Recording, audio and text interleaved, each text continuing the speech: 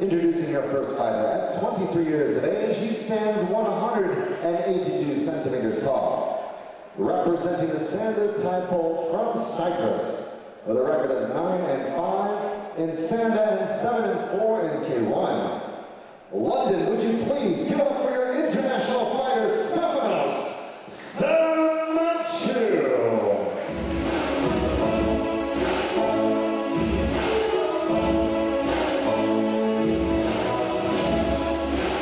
And now for his opponents. Fighting out of the red corner. At 34 years of age, he stands 178 centimeters tall, with a record of 8-2 in K1. He fights out of KO Next Generation. Ryan refuses to lose. Cafane.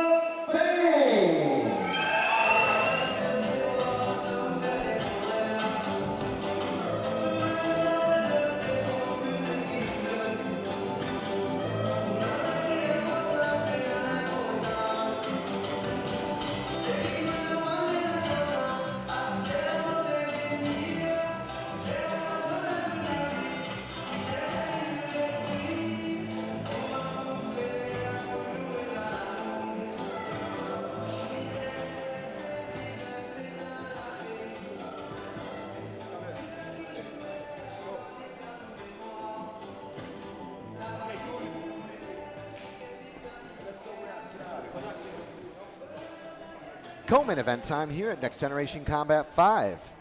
Pro K1, 75 kilograms, contested over 3 3-minute rounds. Stefanos Stamatiou, fighting out of Cyprus, representing the Sanda 7-4 in K1.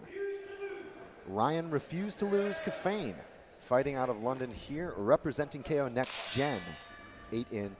Two very experienced guys, explosive and powerful guys. Love this weight class, Malk. You get the best of both worlds.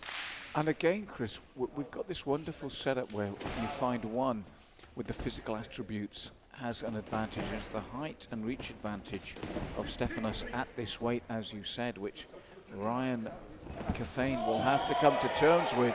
And it's looking like he's coming to terms with it early. Explosive work from Ryan in that red corner. Cafane reaching really for that looping right, trying to punch over the top of the more rangy Stamatiou. Stamatiou, a very technical fighter who said he was looking forward to coming over here and gaining some more notoriety and recognition, obviously fighting outside of his native Cyprus. Well, he's got a tough job on his hands because Cafane, again, as we said about with certain heights and reaches, the way he closes the gap is very efficient, it's very quick, it's effective.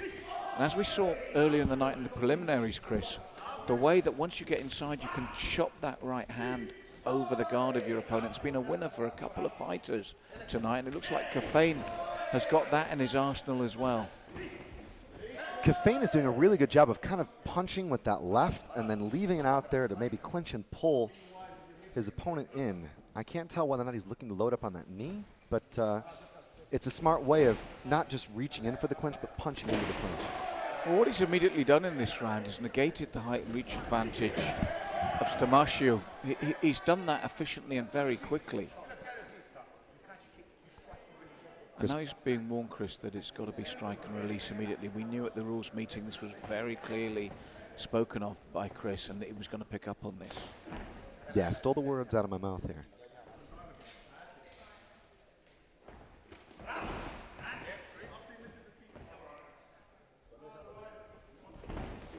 And a lot of feinting going on here, Chris, from both stances. That little shimmies, the feints.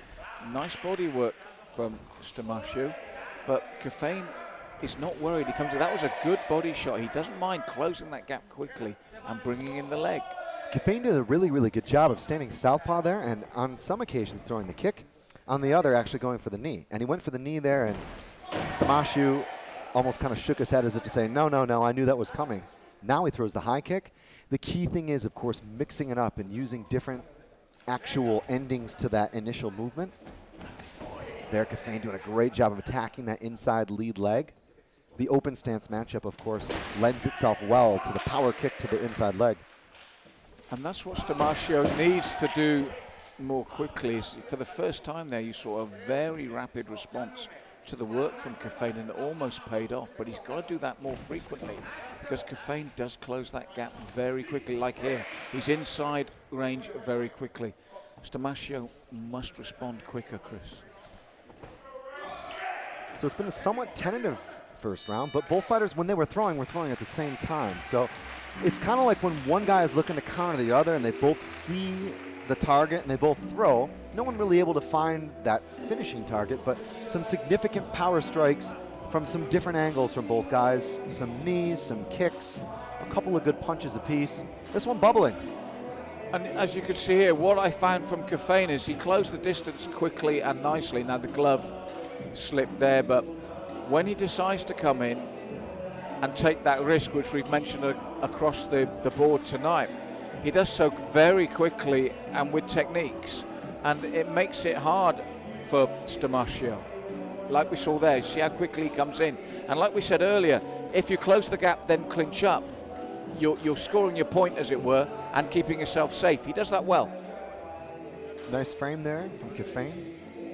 Cafane knows that if he's in close, he's going to have to hold and he's going to have to get out. And that's a good thing, because if you do it just enough to buy yourself some time to get away, it can frustrate and it can annoy your opponent who does have some reach on you. Of course, the danger is you do it too much and the point starts getting pulled. But Cafane knows this. He's been there before. He's a 10-fight vet. 2 of 3. And as you said, Chris, that's what he plays with to get to where he needs to be and stay safe. And he worked that well in the opening round. And as you said, it was close. There was a fair bit back and forth between the two. But if I was to come off the fence, I would go with Cafane in that opening round. Little stutter step there, and Stefanos is caught with a roundhouse kick from Cafane. I think that's what Sam was calling for. He was looking for Stefanos to kind of put himself out of position and then attack, and that's very smart, because Cafane looks a little bit unorganized sometimes. Just like that, there we go. Tapping in there with that rear kick to the lead leg to try to get a response, and then going for the power shot. Now he's got to strike straight away, and yeah, he realized, and Chris accepts that and acknowledges that. But for me, Stefanos needs to fire quicker. He needs to get those shots off with more conviction as well, Chris, early.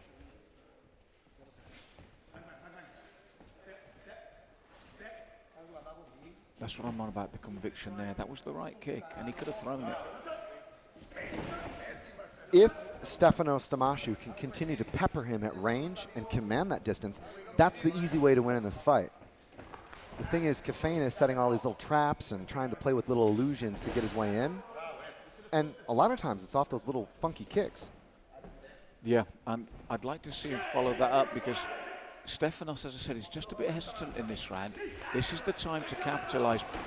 But, Stefanos forging forward, and Cafane didn't like that. He got caught and it took him out of his stride, Chris. And Stefanos suddenly, look at the difference in the man when we talk about that confidence when you think you've caught your opponent. Stamatiou was coming forward there. Cafane complained as if to say, I needed a moment there, but great refereeing from Chris Bachelor. There was no excessive clinching. There was no reason to wait. He's Cafane cut? He's cut. Left eye. Good call, Malcolm. Yeah, he is. I'm not sure what that was from. It might have been from one of those punches. And it might have been what he was complaining about, maybe a clash of heads or something, Chris, but I think that's what Cafane was saying. There, just like that, that's so easily done. And now, is that Cafane's blood, or is that a mark on the cheek now of Stefanos? Dirty uppercut there to a left hook, lands for Stamatiou. These are punishing shots, and where Cafane now is running after him, trying to chase him up to make up for lost time. That could be his undoing. It might be wise to try to wait this round out, or maybe not if it's a bad cut. Well, he landed that left hand on the cut again, and I think when you said the way Cafane rushed forward, I think that caused the cut on Stefanos as well.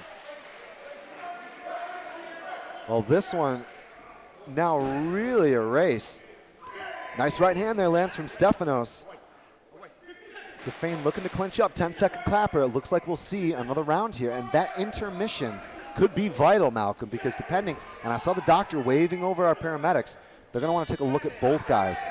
And it looks to me like there is a cut on both men. The first was the left eye of Cafane, and from what we saw of Cafane's response, I feel he thought that was a clash of heads. Now the second one on the right cheek of Stefanos, Steve Semtex, our judge in front of me, said that was the head. Cafane came, now there, he's saying, look, he's cut. I didn't see it that so much as the heads. But the second one, Cafane really shot across the ring again And that looked like the head to the cheekbone of Stefanos, almost like a tit-for-tat reply. It landed solidly to the cheek. And it's something you and I have seen many times before when both guys are throwing simultaneously or trying to catch each other cold. There's some head contact for sure. And again, as you said, when you've also got the orthodox versus southpaw, it can happen so much easier as well. Yep. Especially when both guys are battling for that lead foot position. Someone trying to get outside and land something straight down the pipe. There it was. Yep, good call. He shot off the ropes, and the face goes straight into the cheek of Stefanos. This is a battle in every set. Oh, that's going to be stopped, Chris. I agree. Yeah, that's going to be stopped. Chris Bachelor is explaining it's in a bad spot. I think the referee is going to take the doctor's advice here. Stefanos is adamant he can continue, but it looks to me like this is going to be all over. That is bad. That's why. That's definitely worth stopping, though. I think that's a fair decision. Yep. It's all over, that's it. Chris. It's all over. Stefanos Stamatiou is unhappy, and it should be, I imagine, a TKO win for Ryan Cafane. It will be, Chris, but I'm convinced. I mean, don't get me wrong, I'm not saying it was intentional, but it was the head that opened up that cheekbone. The head of Cafane opened up the cheekbone of Stefanos. After 2 rounds of action, referee in charge under advice of the doctor has called a stop to this contest. It will be a no contest due to accidental headbutts. There was some accidental head contact, which has led to a cut. And unfortunately, under advice on our medical team, in the interest of fighter safety, this contest will be a no contest. So let's hear it for one more time. Ryan refused to lose. Cafane and Stefanos Stamatiou.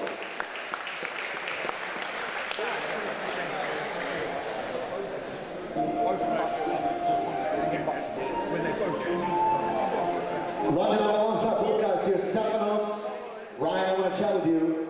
I just heard that conversation, but Ryan, I'll let you spit it back to the audience. You just agreed that you guys are ready to do it again. Well, I said to him, once he start heels, my start heels, we'll do it again. I mean, I cut a lot of weight for this fight, and it kind of showed me in the first rounds. I wasn't my usual self, and I was gassed a bit early, but respect to my opponent, he was a tough fight, and it would be a really good fight, very much. Stefanos, you came out there, it was a great clash. Ryan was throwing some hands, you had some great kicks. Unfortunate that this ended that way. We would like to see you in London again to fight. It would be my honor to be a part of NGC6.